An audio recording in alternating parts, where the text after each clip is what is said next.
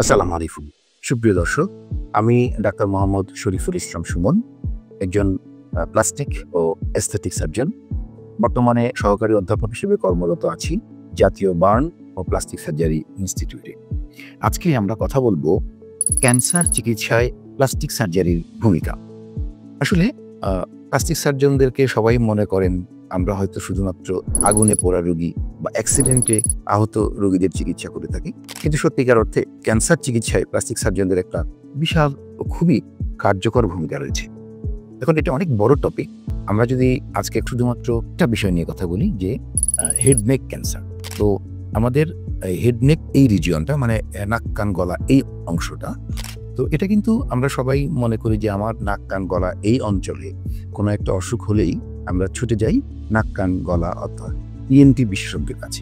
ঠিকই আছে, এই এলাকায় যে কোনো সমস্যা হলে আমরা নাক কান গলা বিশেষজ্ঞের কাছেই যাব। তবে বিশেষ অসুখ আছে যে ক্ষেত্রে আপনাকে একজন প্লাস্টিক সার্জনের শরণাপন্ন হতে হবে।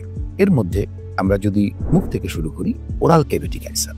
মুখের ভেতরে, ঠোঁটে বা লিপে বা গামে বা আমাদের চোয়ালে, আমাদের ম্যান্ডিবলে, এই যে জায়গাগুলা, এগুলোতে খুব কমন একটা অসুখ হয়, আমরা যেটাকে আমাদের ভাষায় বলি স্কোয়ামাস সেল কার্সিনোমা।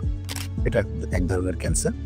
এই রোগের চিকিৎসায় রোগীরা কখনো নাক কান গলা বিশেষজ্ঞের কাছে যান, কখনো ম্যাক্সিলোফেশিয়াল সার্জনের কাছে যান, কখনো সার্জিক্যাল অনকোলজিস্টের কাছে যান, আবার কখনো কখনো প্লাস্টিক সার্জনদের কাছেও এসে থাকে। আসলে এখানে প্লাস্টিক সার্জনের ভূমিকাটা কি, আমরা একটু ভালোভাবে চিন্তা করি। সাপোজ আমার এই যে গালের এই জায়গাটাতে, চোয়ালের মধ্যে মনে করেন একটা স্কোয়ামাস সেল কার্সিনোমা হলো। সাধারণত কি থেকে হয়? অধিকাংশ ক্ষেত্রে যারা মুখের ভেতরে গুল বা তামাক জাতীয় দ্রব্য দীর্ঘ সময় রেখে দেন, যারা লম্বা সময় ধরে ধূমপান করেন বা এই তামাক গ্রহণ করেন, তাদের ক্ষেত্রেই সবচেয়ে বেশি এই অসুখটা দেখা যায়। তো এখন ক্যান্সার হলে আমরা কি করি? অপারেশন করে পুরো জায়গাটা কেটে ফেলি। এখন চিন্তা করেন, ইমাজিন করেন যে আমার গালের এখানে একটা ক্যান্সার গোল হয়ে একটা ছিদ্র হয়ে গেল। তাহলে বাইরে থেকে কিন্তু আপনি আমার মুখের ভেতরের যে স্ট্রাকচারগুলি আছে দেখতে পাবেন, তাই না? তাহলে একজন শুধুমাত্র নাক কান গলা বিশেষজ্ঞ বা ম্যাক্সিলোফেশিয়াল সার্জন বা সার্জিক্যাল অনকোলজিস্ট, তার জন্য এই পুরোটার অপারেশন করাটা খুবই কষ্টকর এবং সময় সাপেক্ষ। তাহলে এখানে যদি আমরা কি করতে পারি, মাল্টিডিসিপ্লিনারি অ্যাপ্রোচ করতে পারি, যে ওনারা কি করলেন, এই অংশটা সুন্দর করে এক্সিশন করে দিলেন যেন কোথাও আর কোনো ক্যান্সার না থাকে। এরপরে ওই যে ফাঁকা জায়গাটা, বিশাল একটা ফাঁকা জায়গাটা, এটা আমরা প্লাস্টিক সার্জনটা কি করতে পারি, যদি আকারে ছোট হয় তাহলে হাত থেকে আমরা হাতের এই যে জায়গাটা আছে, এখানে একটা রেডিয়াল ফোরাম ফ্ল্যাপ বলে, এখান থেকে চামড়া মাংস সহ রক্তনালী সহ আমরা তুলে নিয়ে আসতে পারি। বড় জায়গা হলে আমরা পা থেকে অ্যান্টেরোল্যাটেরাল থাই ফ্ল্যাপ বা চামড়ার সাথে একটু মাংস থাকে, একটু ফাঁসা থাকে, সাথে রক্তনালী থাকে, এনে এখানে প্রতিস্থাপন করি এবং ফেসের বা নেকের কোনো একটা রক্তনালীর সাথে আমরা মাইক্রো সার্জারির মাধ্যমে জোড়া দিয়ে থাকি।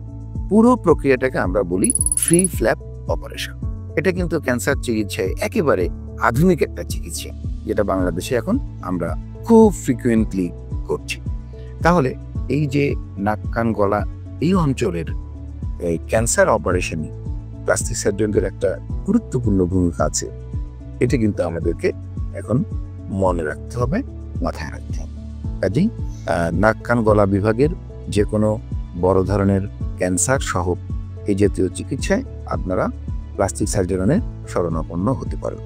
আমরা মনে করি সঠিক সময়ে একজন ভালো নাক কান গলা বিশেষজ্ঞ বা ম্যাক্সিলোফেশিয়াল সার্জন বা সার্জিক্যাল অনকোলজিস্টের সাথে প্লাস্টিক সার্জনের সহযোগিতায় যদি এই চিকিৎসাগুলি হয়ে থাকে, যেটা ক্যান্সার মুক্ত জীবন এর একটা নিশ্চয়তা আপনাকে দিতে পারে। সবাই ভালো থাকুন।